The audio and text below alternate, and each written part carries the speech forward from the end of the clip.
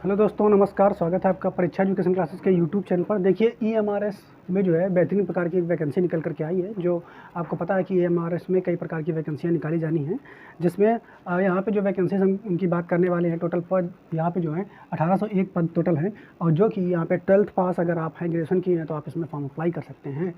ठीक है, तो जिसकी लास्ट डेट है 18/8/2023, आप इसमें अप्लाई कर सकते हैं। फ़ीस की अगर इसमें हम बात करेंगे तो टोटल फ़ीस यहाँ पे कितनी लगेगी।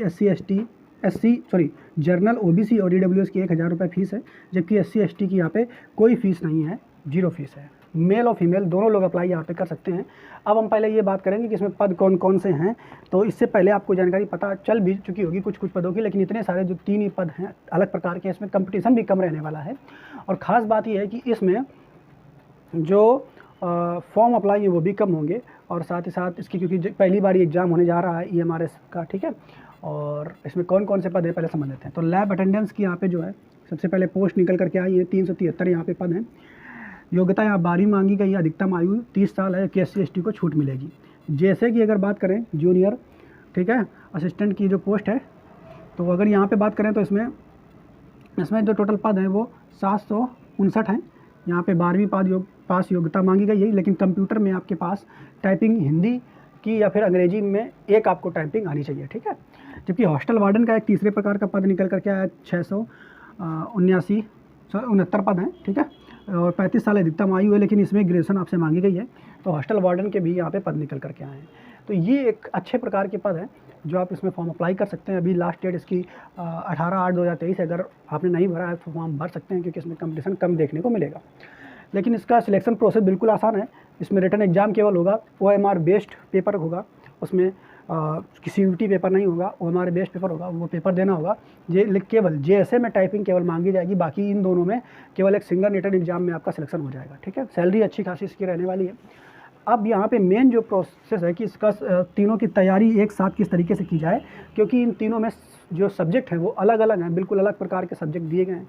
हॉस्टल वार्डन में कुछ बिल्कुल अलग सब्जेक्ट है, लैब अटेंडेंट में तो बिल्कुल जो है स्पेसिफिक सब्जेक्ट दिया गया है। ठीक है, साइंस का वो बिल्कुल अलग सब्जेक्ट दिया है, उसको तैयार कहाँ से करें। और जेएसए में कुछ कंप्यूटर बस एक्स्ट्रा है, बाकी वही है। तो किस तरीके के सब्जेक्ट हैं, कैसे हैं, क्या उनको तैयार करना चाहिए, पहले हम सब्जेक्ट कॉम्बिनेशन समझ लेते हैं, और फिर ये देखेंगे कि किस सब्जेक्ट को कितना टाइम देंगे। तो हम लोग यहाँ पर तीनों की तैयारी एक साथ कैसे करें, ठीक है, ये इस पर विचार करेंगे। लेकिन इसका वीडियो हम नया दूसरा लेकर के आएंगे कि तीनों की एक साथ तैयारी किस तरीके करना है। पहले अभी हम लोग इनका सब्जेक्ट कॉम्बिनेशन जो है वो समझ लेते हैं। तो हम लोग आएंगे सीधा पेज पे और देखेंगे कि इसका सब्जेक्ट जो है किस तरीके से कौन से एक्स्ट्रा सब्जेक्ट हमें पढ़ने पड़ेंगे। ठीक है, तो शुरू देखते हैं वीडियो को। फिर उसके बाद अगले वीडियो में अगर आप कमेंट करेंगे तो हम आपको बताएंगे कि तीनों की तैयारी किस तरीके से किस बुक से करनी है। अगर आप कमेंट करेंगे तो हम जरूर आपको बताएंगे वहाँ से। ठीक है, क्लियर, सारा जो है सोर्स बताएंगे, जो एक्स्ट्रा सब्जेक्ट है वो कहाँ से आपको पढ़ना होगा। ठीक है, तो अगर वीडियो आपको सही लगा तो चैनल को जरूर सब्सक्राइब कर लीजिए। उससे पहले हम इसका सब्जेक्ट कॉम्बिनेशन जो है वो हम लोग देख लेते हैं। ठीक है,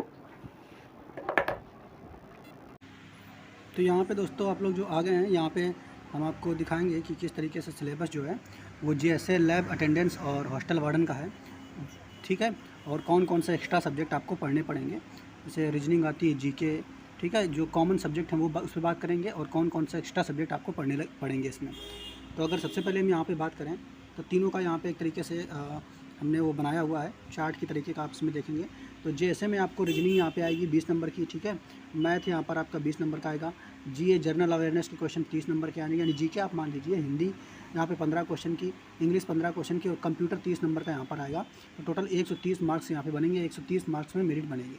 लैब अटेंडेंट की अगर बात करें तो यहाँ रीजनिंग 15 नंबर की आएगी, मैथ यहाँ पर नहीं आएगी, जीए यहाँ पर 15 नंबर की आएगी, हिंदी यहाँ पर 15 नंबर पर आएगी, इंग्लिश यहाँ पे 15 नंबर पे आएगी, और 60 नंबर का यहाँ पर सब्जेक्ट स्पेसिफिक, ठीक है, यानी साइंस से जो प्रैक्टिकल से जुड़े हुए नॉलेज सब्जेक्ट हैं वो आएंगे। तो टोटल 120 मार्क्स का यहाँ पे हो जाएगा।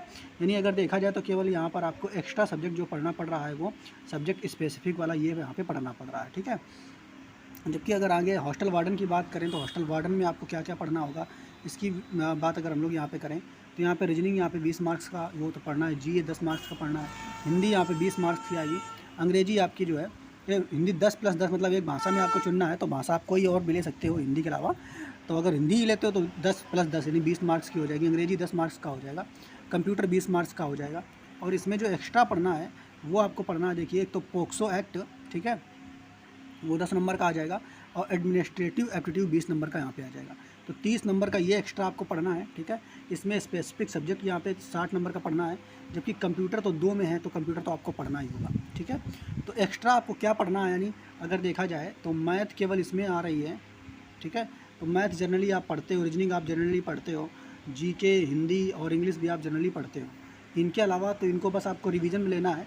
एक्स्ट्रा सब्जेक्ट जो आपको पढ़ने हैं वो कौन कौन से हैं, अगर एक्स्ट्रा सब्जेक्ट की बात करें तो एक्स्ट्रा रूप से आपको कंप्यूटर पढ़ना है, ठीक है। पोक्सो पढ़ना है, ठीक है। पोक्सो आपको पढ़ना है किसके लिए, हॉस्टल वार्डन के लिए। एडमिनिस्ट्रेटिव एप्टीट्यूड पढ़ना है हॉस्टल वार्डन के लिए, और सब्जेक्ट स्पेसिफिक जो है ये वाला आपको पढ़ना है लैब असिस्टेंट के लिए, ठीक है। तो इस तरीके से इतने 3-4 सब्जेक्ट आपको एक्स्ट्रा रूप से पढ़ने होंगे। अब किस तरीके से इनको पढ़ना है और कहाँ से इनको तैयार करना है, कि अगर हम एक साथ तीनों की तैयारी करें तो किस तरीके से आपको पढ़ना होगा, और ये स्पेसिफिक सब्जेक्ट हम कहाँ से पढ़ें, ठीक है। एडमिनिस्ट्रेटिव एप्टीट्यूड, पोक्सो एक्ट, ये कहाँ से पढ़ें।